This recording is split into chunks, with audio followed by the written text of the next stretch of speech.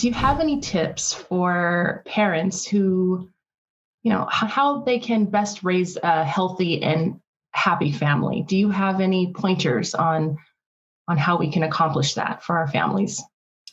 Yes. I mean, so understanding that we live in a more toxic world every day, right? So, our world is more toxic than when you and I grew up, when our parents grew up, so our children are experiencing a chemical load that I don't think any species or any child has experienced.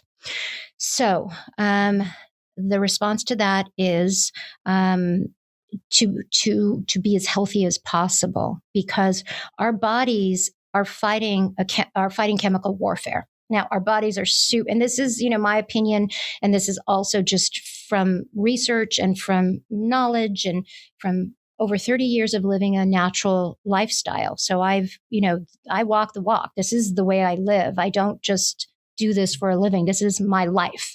And because I want to be as healthy as possible, I want my children to be as healthy as possible. I want everybody's children to be healthy and people. So our bodies are fantastic machines. Like, they're able to clean all of that out. Imagine all the chemicals we're exposed to every day. Imagine, children are exposed to probably more than we are because they're outdoors playing, and, it's just a different environment. So I would say optimize your body, and optimize your body through food. I believe that food heals. So eat seasonally.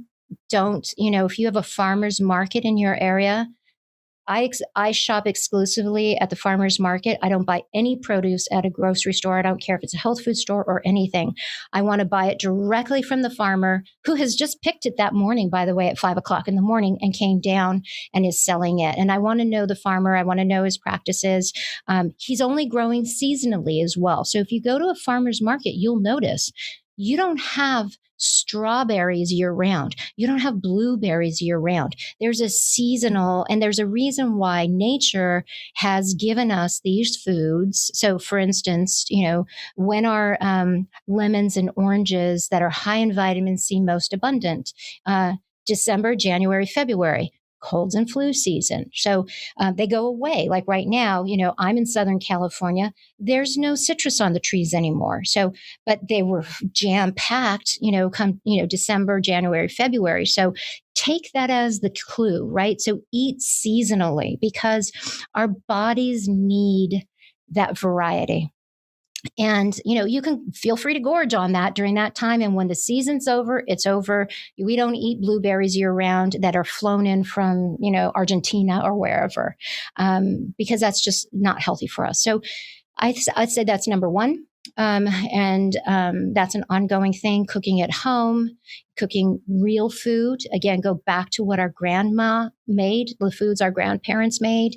They were right. They were right when they told us to eat liver, or when they told us to, whatever they did, they knew how to do it. And then this commercial world came in and made us these consumers of packaged food.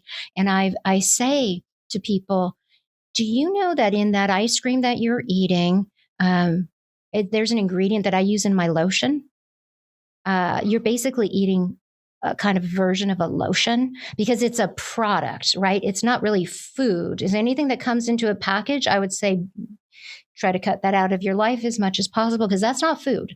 That's a product, and it needs to be shelf stable, and it needs to withstand distribution and all that stuff.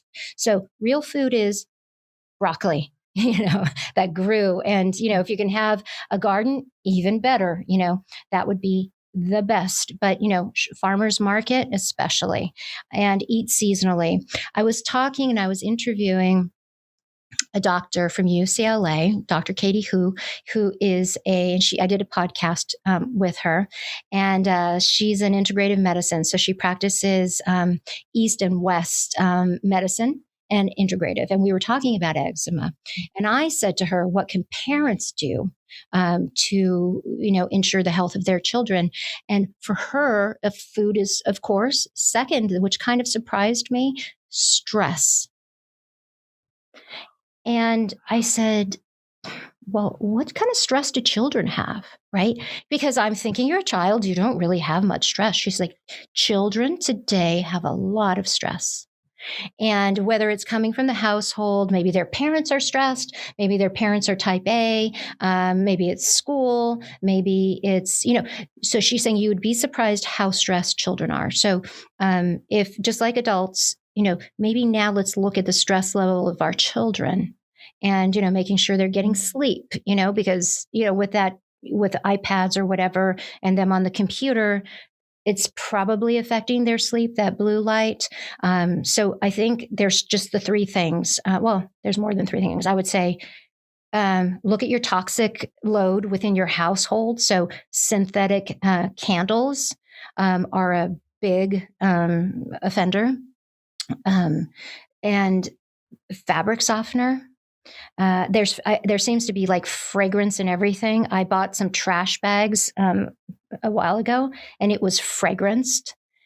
You know what I mean? And because I'm really sensitive to fragrance, and like, really, do we need fragrance in our trash bags? I mean, I guess, but all you're doing is affecting your health negatively, and so I would say cut out all of those toxic chemicals from your life that you can control, and then eat seasonally and, pay attention to stress. I think if you get that done, you're in pretty good shape.